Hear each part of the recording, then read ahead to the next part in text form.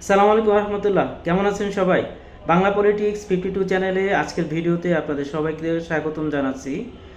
প্রিয় বন্ধুরা, আপনারা সবাই জানেন গত কয়েকদিন ধরে, প্রায় এক সপ্তাহ ধরে ইরানের সাথে আমেরিকা এবং ইসরায়েলের যৌথ একটি যুদ্ধ হচ্ছে। আর এই যুদ্ধক্ষেত্রে অনেকটাই রসদ জুগিয়েছে উপসাগরীয় 6টি দেশ, যেটা জিসিসি নামে পরিচিত, এবং ইউরোপের কিছু দেশও আসলে পরোক্ষভাবে এই যুদ্ধের সাথে অলরেডি জড়িয়ে গেছে। আজকের এই ভিডিওতে আমরা মূলত আলোচনা করব যে ইরান ক্রমাগতভাবে আগ্রাসী এবং আক্রমণাত্মক হয়ে উঠছে। আমেরিকা একটি সবচেয়ে বড় সুপার পাওয়ার, ইসরায়েল একটি পারমাণবিক শক্তিধর আরেকটি শক্তি। এই উভয় প্রত্যক্ষ শক্তি এবং পরোক্ষ আরও অনেক শক্তির সাথে ইরান যেখানে যুদ্ধে পেরে ওঠার কথা না, সামান্য প্রতিক্রিয়া দেখানোর পরে ইরানের যেহেতু যুদ্ধবিরতি চাওয়ার কথা, সেইখানে ইরান কেন ক্রমেই আগ্রাসী এবং আক্রমণাত্মক হয়ে যাচ্ছে। আমরা আজকের এই ভিডিওতে এই বিষয়টি আমি আলোচনা করব। আশা করি আপনারা আমাদের সাথে শেষ পর্যন্ত থাকবেন এবং আমাদের মতামত শুনে আপনাদের যদি ভালো লাগে তাহলে ভিডিওটি একটি লাইক দেবেন, সাবস্ক্রাইব করে রাখবেন এবং আমাদেরকে পরামর্শ দিয়ে আমাদের পথকে চলাটা আরও সহজ করে দেবেন। সর্বোচ্চ ধর্মীয় নেতা আয়াতুল্লাহ আলী খমেনি শহীদ হওয়ার পরে ইরান সর্বোচ্চ প্রতিক্রিয়া দেখাবে, এটাই খুব স্বাভাবিক ছিল। এবং সেই অনুসারে আয়াতুল্লাহ আলী খমেনির মৃত্যুর পর 40 দিনের শোক ঘোষণা করা হয়। 3 দিনের ফিউনারাল যে কালচার আছে, তাদের সমাহিতকরণ কালচার আছে, সেগুলো ঘোষণা করা হয়। সাথে সাথে আরেকটি কাজ করা হয়, ইরান মধ্যপ্রাচ্যে আমেরিকার যে 27টি ঘাঁটি আছে, আমেরিকার ভ্রাতৃপ্রতিম 6টি দেশ আছে, এবং মধ্যপ্রাচ্যের বিস্ফোরা ইসরায়েলে মুহুর্মুহু আক্রমণ শুরু করে। বলা যায় একই সময় এই 7টি দেশ এবং 27টি যে ঘাঁটি রয়েছে এবং বিভিন্ন সমুদ্র বন্দরে আমেরিকার যে নৌবহর রয়েছে সেটা নোঙর করা থাকুক, চলমান থাকুক, সেগুলোর উপর আক্রমণ শুরু করছে। এবং এটা সত্যিকার অর্থে অভূতপূর্ব। এবং আমার মনে হয় ইসরায়েল এবং আমেরিকা কেউ এভাবে চিন্তা করেনি যে ইরান এত শক্তিশালী এবং এত দ্রুত প্রতিক্রিয়া দেখাবে। এখন কথা হলো, ইরান কেন এই প্রতিক্রিয়া দেখাচ্ছে? ইরান কেন আগ্রাসী হয়ে আমেরিকার মতো একটা সুপার পাওয়ারকে পুরো মিডল ইস্ট থেকে সুইপ আউট করা বা পুরোপুরি মুছে ফেলার মিশনে নেমেছে? এর অনেকগুলো কারণ আছে। প্রথম যে কারণটি বলবো, ইরান অত্যন্ত মর্যাদাশীল একটি জাতি। প্রায় 4000 বছরের পুরাতন একটি সভ্যতা তাদের রয়েছে, এবং ইরান রাষ্ট্রে যে সর্বোচ্চ ধর্মীয় নেতা তিনি অত্যন্ত শ্রদ্ধাশীল একজন ব্যক্তি এবং রাষ্ট্রের সম্মান এবং মর্যাদার প্রতি। যখন আয়াতুল্লাহ আলী খমেনিকে হত্যা করা হয়, তখন ইরান জাতির আভিজাত্যে লেগেছে এবং ইরান কোনোভাবেই এই চরম অন্যায়কে মেনে নিতে পারছে না। যে কারণে বহুদিন ধরে তারা যে যুদ্ধ প্রস্তুতি নিয়ে আসছে, এত তারা গবেষণা করেছে, এত সামরিক প্রস্তুতি নিয়েছে, সেই সামরিক প্রস্তুতি এবং সক্ষমতা জানান দিচ্ছে সমগ্র বিশ্ববাসীকে। পরবর্তী যে চিন্তাটা ইরান যে টার্গেট নিয়ে আগাচ্ছে, সেটা হলো উপসাগরীয় কিছু দেশ আমেরিকাকে সিকিউরিটির গ্যারান্টি হিসেবে মনে করে। আর এই কারণে উপসাগরীয় দেশগুলো তাদের দেশে আমেরিকান বেজ রেখে আসছে, হাজার হাজার সৈন্যকে আশ্রয় দিয়েছে। যেমন সৌদি আরব, কুয়েত, কাতারে তো পৃথিবীর সবচেয়ে বড়, মিডল ইস্টের সবচেয়ে বড় সামরিক ঘাঁটি, আমেরিকার সামরিক ঘাঁটি হলো কাতারে।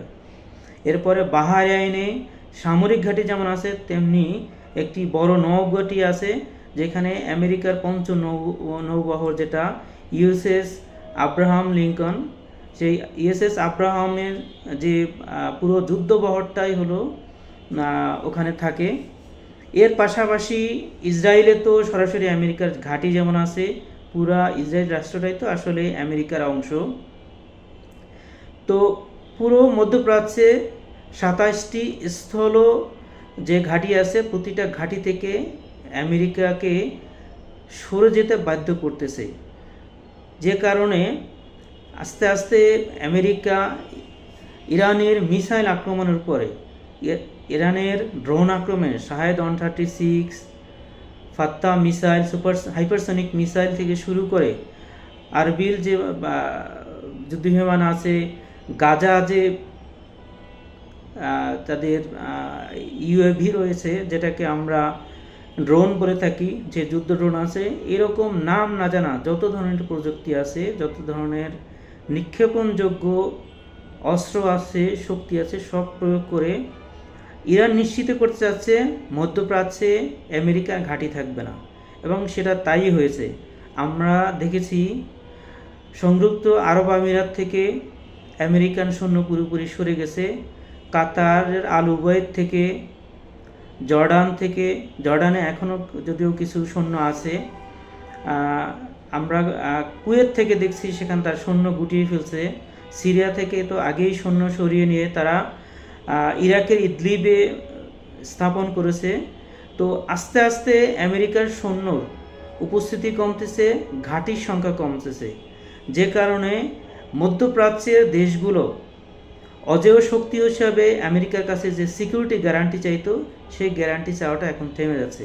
আপনারা অলরেডি জানেন, আজকে সংযুক্ত আরব আমিরাত ঘোষণা দিয়ে দিয়েছে তারা ইরান এবং আমেরিকা কোনো পক্ষের সাথেই থাকবে না। একইভাবে অন্য অন্য আরব দেশও আস্তে আস্তে বলা শুরু করছে তারা আমেরিকার এই যুদ্ধে জড়াবে না এবং তাদের ভূখণ্ড ব্যবহার করতে দিবে না। আপনারা একটি ইউরোপের দেশ যেটা আমেরিকার মিত্র, আমেরিকার ন্যাটো মিত্র, স্পেন বলে দিয়েছে তারা এখানে আর আমেরিকার কোনো যুদ্ধবিমান ফ্লাই করতে দিবে না। একইভাবে ইউরোপে আরেকটি দেশ সাইপ্রাসে যে ব্রিটিশদের বিশাল বাহিনী ছিল, বিশাল একটি ঘাঁটি আছে, এবং ব্রিটিশ বাহিনী সেখানে অনেক বড় একটি এয়ারবেজ রয়েছে, সেইখানেও ইরান থেকে আক্রমণ করা হয়েছে এবং তাদেরকে সতর্ক করা হচ্ছে, যে কারণে ব্রিটেন যদিও তাৎক্ষণিক প্রতিক্রিয়া দেখিয়ে এই যুদ্ধে তাদেরকে জড়াবে বলছিল, কিন্তু পরবর্তীতে তারা ফিরে যাচ্ছে। তারা এখন আর সৈন্য প্রেরণ করে সরাসরি যুদ্ধে জড়াবে না, হয়তো পিছন দিক দিয়ে অর্থনৈতিক বা লজিস্টিক সাপোর্ট দিবে। এভাবে আস্তে আস্তে আমেরিকার উপর নির্ভরশীল যে দেশগুলো আছে, মধ্যপ্রাচ্যের দেশগুলো, আপনারা জানেন ট্রিলিয়ন ডলার খরচ করে আমেরিকা থেকে অস্ত্র কিনেছে। আজকে কাতারের সবচেয়ে বড় যে রাডার ব্যবস্থা সেটা ডিস্ট্রয় করে দেওয়া হয়েছে। পৃথিবীর সবচেয়ে 6টি বড় রাডার সিস্টেম এর একটি অংশ তারা মিডল ইস্টে স্থাপন করেছে, সেটা কাতারের থেকে যেমন ধ্বংস করা হয়েছে, সংযুক্ত আরব আমিরাত থেকেও ধ্বংস করা হয়েছে, যে কারণে আমেরিকান যুদ্ধবিমানগুলো এখন আর আগের মতো করে এখানে খুব বেশি সাপোর্ট পাবে না।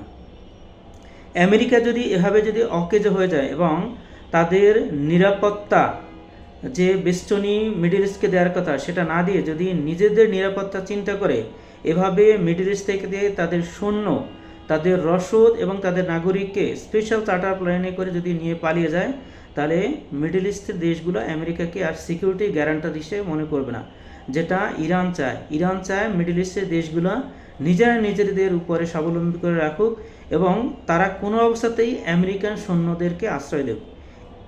ইরানের এই লক্ষ্য মোটামুটি এখন পর্যন্ত বাস্তবায়িত হওয়ার পথে।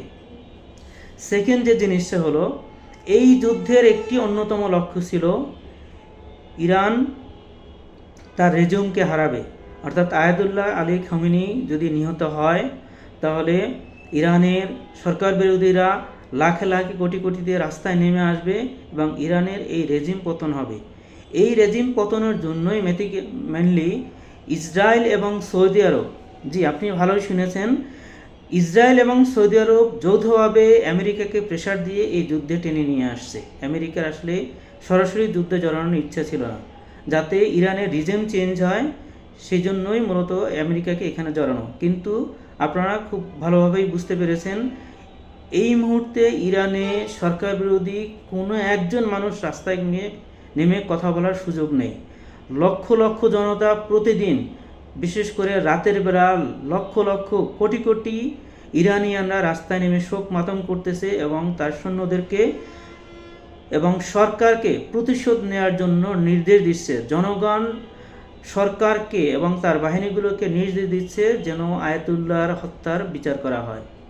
আর এভাবেই ইরানিয়ান বাহিনী মানসিকভাবে অনেক বেশি চাঙ্গা হয়ে তারা বেপরোয়াভাবে আক্রমণ করছে।